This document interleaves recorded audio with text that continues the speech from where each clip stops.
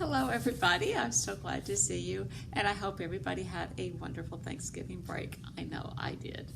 I enjoyed all the pictures that you sent in. You're doing an awesome job. Remember, when you watch the video, I will get the green check mark, and that'll be your grade for this 9 weeks. So make sure you watch the video. And next 9 weeks, I'll put in that you need to send in a picture, and that will go into your grade too. But a lot of you are, and I really appreciate that, okay? So get ready. I need your sketchbooks out first. We're gonna go over our sketchbooks, and we are going to continue with the rainforest picture. Now, a lot of you have finished. I know that because you sent them in, and they are awesome. Remember, line patterns make things look busy. Our trees are looking very busy, and after you fill in the line patterns, you add the color. You can use permanent markers, you can use regular markers, or you can just put a watercolor on it.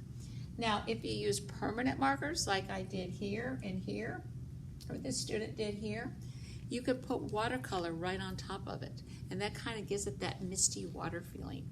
And if you don't have colored markers or the colored permanent markers, you can just fill it in with black and white. A lot of the kids that are in my in-person students, I'm having them add a third tree. And we're adding more trees to put in the black and white, and also fill it in so you have more of a black and white contrast if you just want your picture to be black and white. But you're welcome to add color, you're welcome to add watercolor. Now, those of you that home probably have more time to work on it. That's why in the in-person kids, we are this week going to start with the color, okay? So if you haven't started at home, you can do it. You can do another one. But I am going to give you a challenge on your sketchbook, and you can work on that this week if you would like to. So with your sketchbook, let's get it out and let's quickly review. The first page, we talked about contour lines. Contour lines give things volume, and that's so easy to turn straight lines into tubes or straws simply by adding the contour lines. Turn the page. The next one was Baby Devon's climbing tree, and this was a really fun trick that everybody liked. But what I want you to know is the climbing tree is anything that you start building off of. Here it was a cylinder, but it doesn't have to be a cylinder. It could be a pole, a stick, a triangle, a tree. Anything is a climbing tree that you build off of, okay? This one is called Baby Devon's climbing tree. Turn the page. The next page is we talked about foreshortening circles. This was our regular 2-dimensional circle, and by taking a circle and stretching it out to give it volume, that's called foreshortening. So we made the foreshortening circles here. If it's 3-dimensional, you also have to add the shading. Now we built tubes off of it, and guess what? That makes that circle there the climbing tree. Do you remember I told you it didn't have to be Baby Devon's climbing tree? Whatever you start building off of is the climbing tree. Here, a 2D circle was a climbing tree. I made it with 3D windows, and I added 3D pipes coming out of it. Turn the page.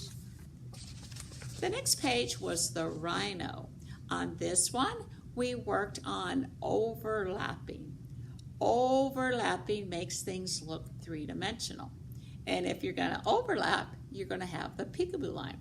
And we had to do that when we drew our trees. Remember, the tree was the letter V, and we went up the middle.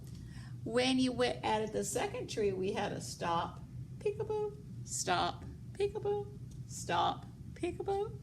And when we added our snake and vine, we had to stop, peekaboo. Anytime you overlap, you have that peekaboo line. Okay, turn the page. The next page was our cylinder. Again, this is a foreshortened circle. It's 3-dimensional, so it's going to have shading. And things that are 3-dimensional are also going to have a cast shadow. Now this line right here is called the horizon line. That's where the sky and the ground meet. Now, things don't sit on top of the horizon line. They always sit below the horizon line to be three-dimensional. If they sit on the horizon line, they'll fall off. That means you live in Chicken Little Land and the sky is falling and the earth is flat. Well, the sky is not falling, the earth is not flat, things sit below the horizon line. The earth is round. Okay, turn your page. We worked on the birthday cakes. And actually what we were doing was stacking foreshortened circles. That was our lesson there. And you did an awesome job on this. This is not easy because when you drew that foreshortened circle to stack it, you had to overlap and erase right here. Again, this is horizon line and we have a cast shadow. Now, I added a birthday candle to that. You could add the rhino flag. I could add some foreshortened windows, put some tubes on it, and guess what? The birthday cake would be the climbing tree. It was what I started with to build out. Anything that you start with and build becomes the climbing tree. Good job. Turn the page. This was our hippo table. Think of it as a kitchen table or dining table. That's a round table with one leg in the middle. That's like the pedestal in the middle. Here's my foreshortened circle, my sides. Now it's a contour line this way. It's not straight across because I have to break the horizon line. And here's the middle of the leg. Now, just like the birthday cake, you had to stack another foreshortened circle and stack another foreshortened circle. The only difference in the birthday cake is we put legs on it. This is the hippo table because we put legs on it.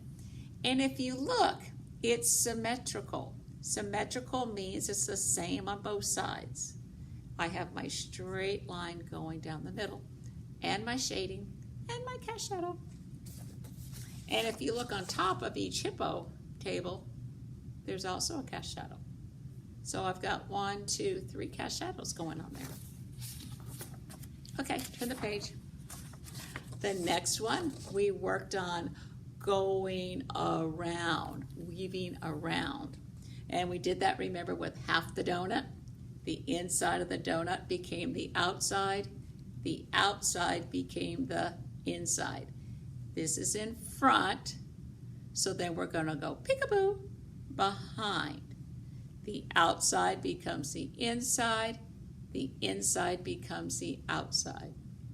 Now we have to peekaboo again. Stop, peekaboo, and come out the other side.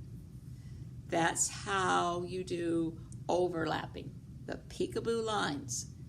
Stop, peekaboo, stop, peekaboo. You can't just go in. If this was in front here, it would just look like the vine or snake would fall off the tree. You really have to think what you're doing. And the pictures y'all sent in were phenomenal. Absolutely phenomenal. Okay, and I think last week I showed you the termite table. Well, we're going to work on the termite table again today, and we're going to stack them very much like how we stacked the, let me find my hippo tables are here somewhere. Hippos, like we stacked the hippo tables. But we're starting the straight line study. This was our contour study. We have finished the contour study. Now we're going to be working with straight lines. Now, some kids like straight lines, some kids like contour lines. Everybody tends to like something different. Straight lines are more exact. Some people like that better. Some people like contour lines more because I don't have to be so exact. But you're going to learn both, and we're going to do projects with both.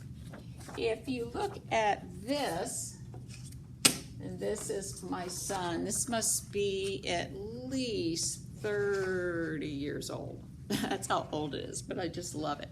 I taught him how to do the termite tables. This is called Super City. And these basically are termite tables with foreshortened windows and doors that are going in and out all over the place. Here I have a cylinder I forgot he put Mickey Mouse in there. He made this like a city. Notice the contour doors here and the shading, just like how we learned. And he even added a little boat going down there. So to start to be able to do that, we're learning everything to be able to do that, okay? So we're starting with our straight lines today so we can learn that. Now, we talked about last week the termite table, but we're going to do the termite table again. And I'm going to show you how to stack them. And I'm going to show you how to make a curved line with them, okay? So if you have finished your rainbow, you can work on all three of these this week. To begin with, the termite table to review. Remember, this is a two-dimensional circle. If I take it and stretch it out, that's called a foreshortened circle. And that's what we've been working on. Now we're going to work with straight lines. A square is two-dimensional. Didn't make that very straight, did I? But if I stretch the square out to give it volume, like I stretch the circle out to give it volume, I'm going to make it three-dimensional. Now it's a little bit harder. I tell my kids the easiest way to learn to do this is to do the dots. And you want to connect the dots. Now it's a square turned on its side. It is not a diamond, okay? Be very careful that you're not making the diamond. So I'm going to start with, let me put this up so you can see. I'm going to start with the square, foreshortened square.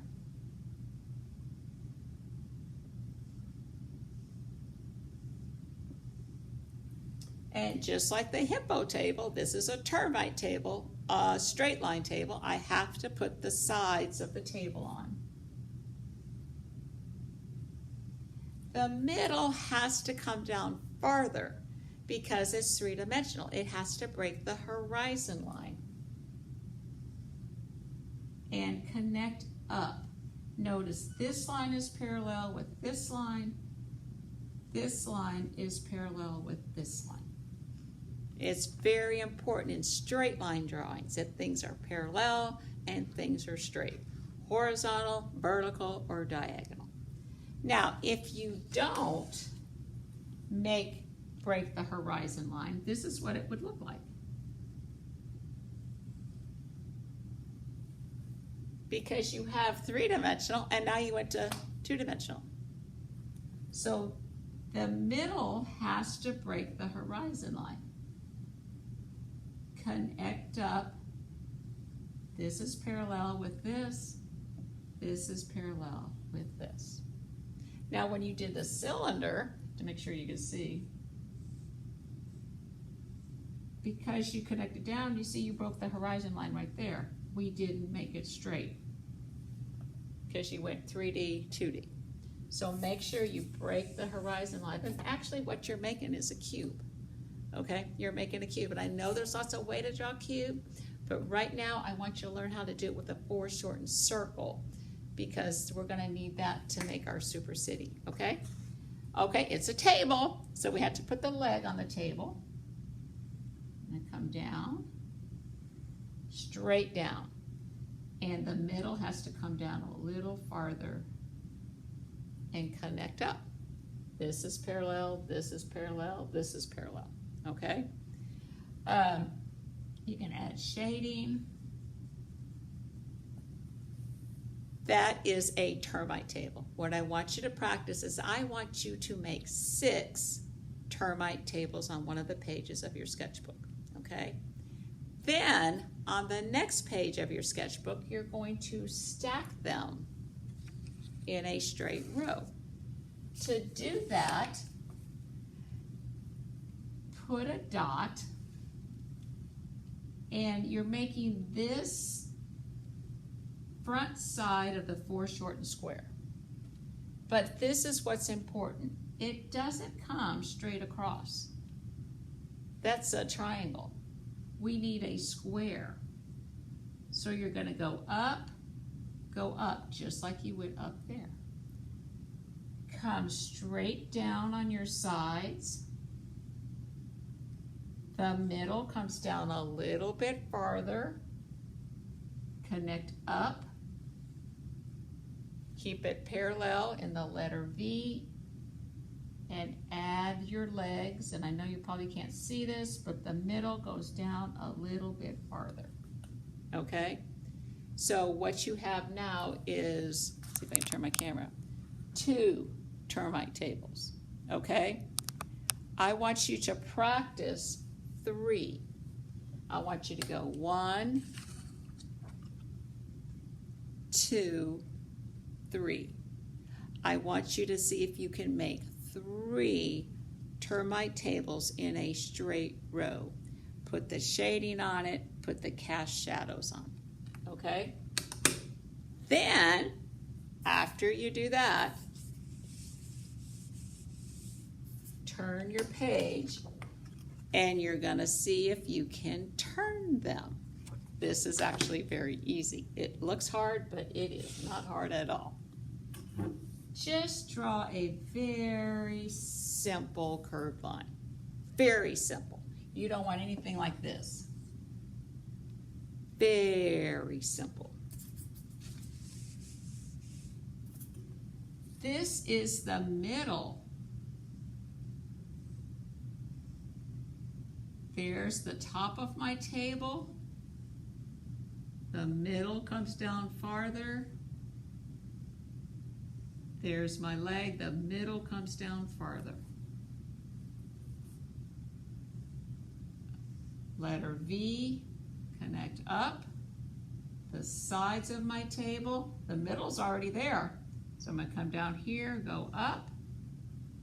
Leg, leg, come down here, go up, up.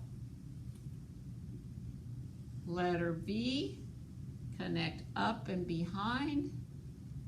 Straight, straight, connect up, connect up. The leg on my table, connect up, connect up. And that's fun to see if you can weave it around. So for your challenge, and we're going to be working on again this next week, but if you're farther ahead and you think you have the termite table, the straight tables, and you finished your rainforest picture, then you can work on making a curved. I could even add another curve back here and overlap one behind it. Okay? So there's lots of things that you can do with this. So have fun. Send me whatever you choose to work on. I would love to see it. And I will see you next week. Bye.